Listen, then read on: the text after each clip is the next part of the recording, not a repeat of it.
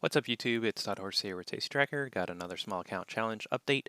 As I expected yesterday's update, I said that Sedge was going to close because it was so close and it was going to break above, and so sure enough today that did close and that was 152 profit. If we take a look at Sedge, the chart, it's been great. Obviously, as I stated before, I wanted to take a position here because I felt like it could break out, but I was also scared of the downside to continue this downtrend. We've broken above that downtrend. Obviously, the longer it stays above this, the better. I felt more comfortable yesterday putting on positions because it had broken it and started to reclaim the SMAs. Now we are, again, as expected, fully above the SMAs, which is a good place to be. That should act as support now that we've made it over. And we can see here we finally turned up on the MACD. So again, played out as expected. That doesn't always happen that way, but thankfully this time it did. So today opened up another three positions, Apple, Microsoft. It's been a while, especially for Microsoft, that I've had a position on in this account. So let's go hop over to their chart. Okay, so yeah, so they're about in the center of this range that they've been in recently, but they've really consolidated. The SMAs are all caught up and ready to go. They have dividends, so obviously expect downtime for expect downturn or at least flattish action for the next couple of days probably. I expect we're going to have a short-lived here on the MACD, something similar to this, where we get some consolidation, or even this might even be at a day or two or three in the red and then pop back into green. But I sold the 210 leg. This was an extremely aggressive position. All the SMAs are at 210, so this is either kind of a make or break kind of thing here. If this doesn't hold up as support, then you might see the whole way down here to 195. Certainly possible. But if it holds up, I think that we'll have the ability to have a more sustained leg up. I mean, this is during the recovery, so that's a little bit extreme, but something a little bit healthier incline at this point, since we've built this nice base here for the last couple months. Okay, Apple. Apple's had more, I think, increase, and maybe that's just like the way it feels. I don't know. So RSI is just kind of in no man's land. MACD actually looks like it could turn down here, but I think we'll get another short consolidation period. Apple's always a hot stock, or it has been, especially since the split. So here again, the SMAs are ready to go. 100-day hasn't quite caught up yet, but it's definitely acted, as support here. So, maybe a couple more days here to have this catch up, but honestly, I don't even think it'll need that. I think we'll get something similar to this if you want to compare it to something recent history, where you get the MACD coming down and then you get another spike up. So anyway, again, it's been just like everything else I've been saying the past 2 days. Everything has been consolidating in this tight range for the last several months. This one's the whole way back into August, end of July. So with that one, I went a little bit conservative. Went with the 110, which is down here below the 100-day. Just in case it does drop down to the 100-day and bounces back up again, my strikes would still be safe. And then the last one is DG. I wanted some more exposure to some retail. I looked at Walmart, Target, Costco. Those are sort of my typical tickers I'm looking at.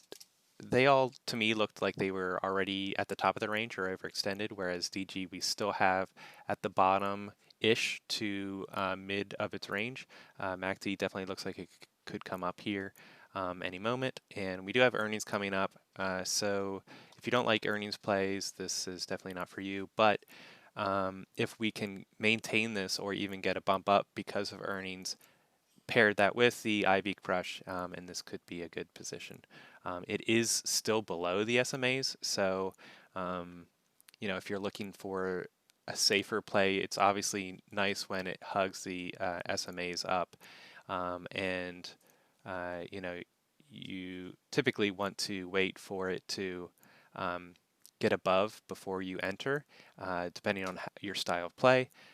For me to be most effective, I like to do it a little bit premature. That obviously can come back to bite me at times, but that's where I fall back onto the only playing the most reliable leaders in the sectors. So that I have faith that it will recover.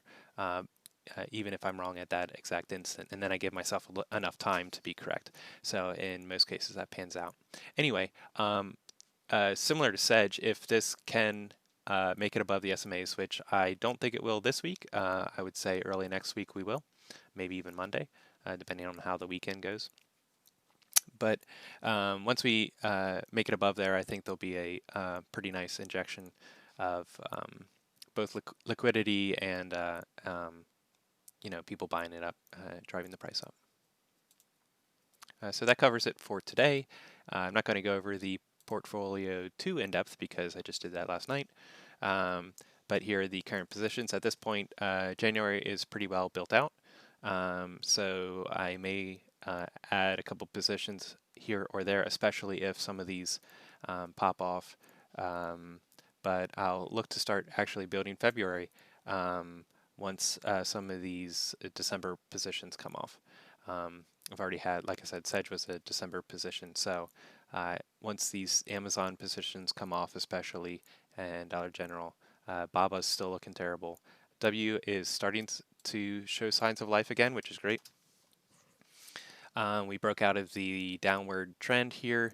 Obviously, again, the longer it holds above this line, the better. We had a bit of a false breakout here.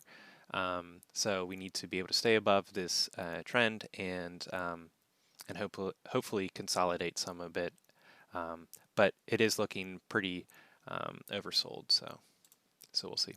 Anyway, and like I talked about last night, I was getting excited that I'm close to the 10 in the cash, and today sitting at 10.5. So hit my goal there of starting to make progress.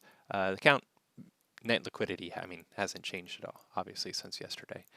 But now I am fully deployed all my cash. I only have $200 in cash here, purchasing power, so that I will keep that in case I need to roll something out. And if you're running a larger account or even a smaller account, it is definitely not advised to go this low. But I am trying to push this account a little bit harder than my larger account because I want to make the challenge as short as possible. It'll still end up being over a year that it'll take to go from 2 to 10K. But with my larger account, I want to be a little bit safer, so I have more buying power to take advantage of opportunities when I see them, etc. But this, I'm just trying to get through it as fast as I can. So, running with this little bit of cash will end up blowing your account up if you are if you're too risky for long enough. Obviously, it's going to happen.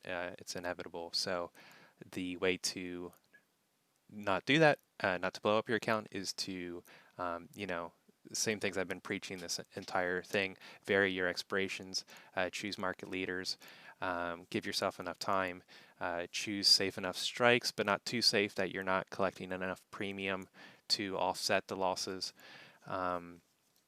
And then trying to be level-headed when you're entering into the different positions.